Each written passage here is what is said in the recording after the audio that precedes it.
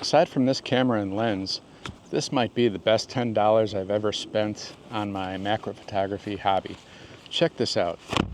This is a 12-inch diffuser, translucent material, easily fits in my pocket, and I can get out, not worry about using a flash, and do macro photography and still diffuse the sun, getting beautiful light on subjects without hotspots.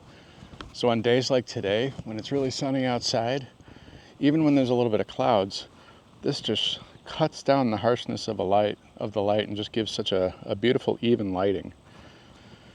If you're going to be shooting when there's decent weather, try getting just one of these 12-inch diffusers. When you're done, it just folds up and goes in your pocket. Right now I'm shooting the EM5 Mark III and I have the 90mm macro. I can pull this back and go into manual focus, or I can push it back forward and go into autofocus. Today I'm just doing some autofocus. I'm keeping it in the center switch position, which will go up to 1:1 macro, but allow me to get a little bit back and also have the autofocus get things in focus. So, not using a flash today, just using the natural light of the sun and this 12-inch diffuser. As far as my other camera settings, on the EM5 Mark III, I am in aperture priority mode. I have the minimum shutter speed set to 1/400th of a second, and I'm allowing the ISO to go all the way up to 4000 if it needs to. I'll do some test shots and see. I would like to get some bees also in flight. I like when the wings are a little bit blurry, but the body is sharp, so we'll see if 1/400 is a fast enough minimum shutter speed. With just this bright light though, even with the diffuser, I will probably be getting closer to 1/1000 or 1/800 on the shutter speed, maybe even faster. So not too worried about it. I think I'll be able to freeze some action also if I can get some insects in flight. As far as the rest of my settings, I got it at f8 right now, but I might go up to f11. It just depends how close I'm getting. If I'm this far away, if you can see where my hand is to the lens, f8 is definitely enough to get most of the bee, if not the whole bee, in focus.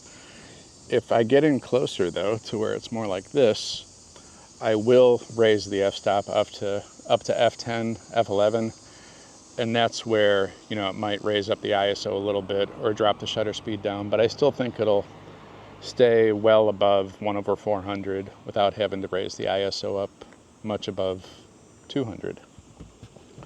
I'm going to do shots both with and without the diffuser, just to show you the difference it can make and how wonderful it is when shooting out in the midday sun for macro photography.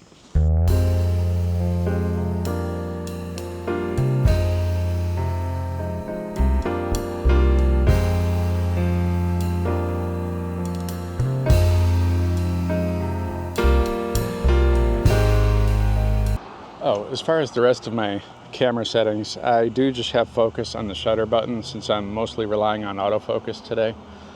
What I can do is once I acquire focus, I can keep the button half pressed, and that way I don't have to worry about locking or unlocking focus. If I do want to lock the focus, I can just keep it half pressed. I have it on center point, smallest center point for focusing, and I have it on silent shutter, low continuous shutter, so I can hold it down and get multiple frames. Another technique, depending on the time of the day, is of course you can use your body to also shield the sun. So if I put the sun to my back, it's not right overhead right now, so I can get shade on some of the plants below me. But when the sun is right overhead, it's just going to be much harder to get shade cast beyond right in front of you. But the quality of the shade from blocking the sun is nowhere near as nice as actually diffusing it with a diffuser like this, because it is letting light through and it's spreading the light very evenly, almost like a flash. Even on cloudy days, this still will diffuse the light better when the sun is overhead, so don't think this is only useful when it's perfectly sunny days. It's also great with clouds.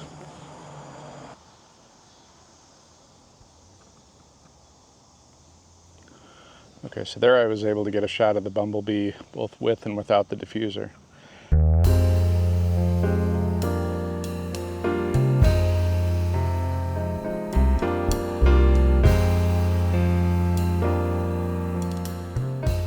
And without the diffuser, the body and the wings on the bumblebee are just blown out with highlights just from the natural light of the sun. And that's where we'll see the diffuser just makes so much of a difference.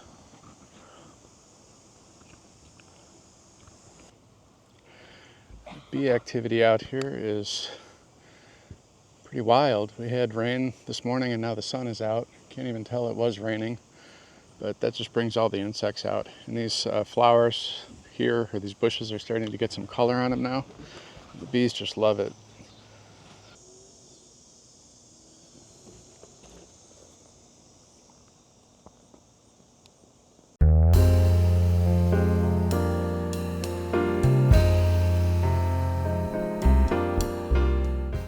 This is not only beneficial for insects, but also flower photography. So close up and macro of flowers, if you enjoy that, I would say I would choose this over a flash almost any time, unless there's just really extreme wind, but then it's probably not the best time to be out doing macro photography of flowers or insects anyways.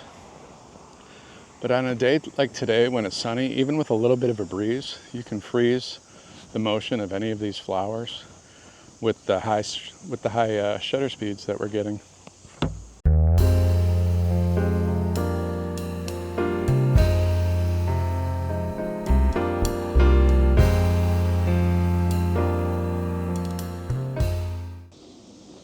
All right, sun is out. I got about a minute of sunlight, so let's do the quick test of this rose again, both with and without the diffuser. So again, one shot, f4.5 is giving me a shutter speed of 1/1250.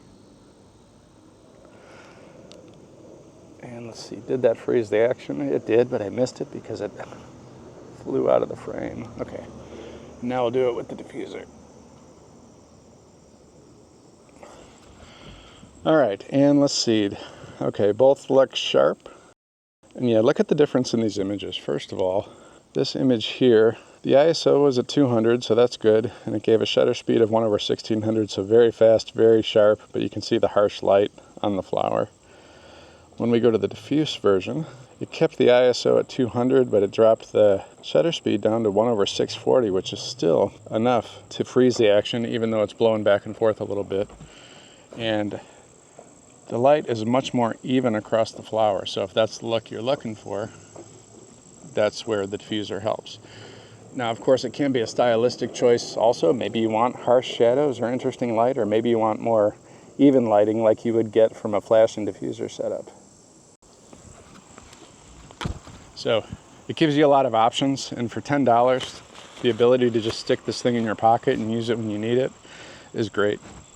So let me know what you think down in the comments, if you use a diffuser like this or if you ever thought of trying it. And if not, it's so freeing to not have to worry about walking around with a giant flash and a diffuser when you can just go out on a beautiful day like today and get shots with such a simple setup. And the cheapest piece of photo equipment I've bought that I would say rivals any of the results I get from a giant flash and diffuser.